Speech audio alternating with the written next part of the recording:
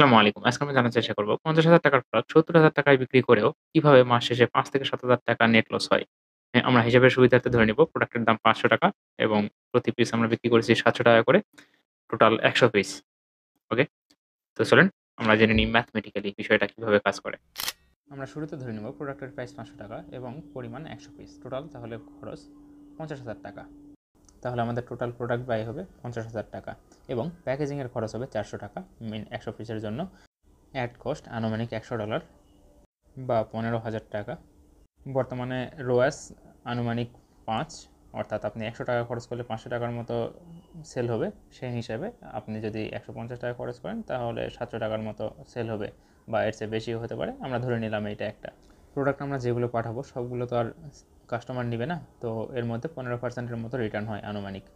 আর প্রত্যেকটা রিটার্নে ৳১২০ করে লস যায়। এখন এই রিটার্ন পার্সেলগুলো তো আবার রিসেল করার খরচ আছে। তো ওইটার আবার ধরে নিলাম $15 বা ৳২৩০০ প্রায়। এছাড়াও আপনার এখানে ওখানে যেতে প্রয়োজন হবে, মোবাইল খরচ আছে, প্রোডাক্ট শিপিং খরচ আছে, অর্থাৎ আপনি ঢাকা গেছেন বা আপনার লোকেশন থেকে প্রোডাক্ট নিতে গেছেন, আসছেন, সেই খরচগুলো প্লাস আপনি তো গিয়ে আর না খেয়ে থাকবেন না। আর যখন আপনি প্রোডাক্ট নিতে যাবেন দেখা যাচ্ছে ওই দিনটাই চলে যায়।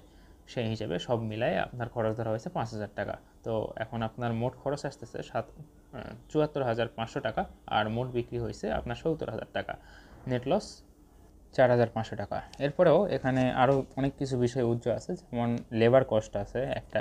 হ্যাঁ, আপনি নিজে ওখানে কাজ করতেছেন, সেটার একটা দাম আছে।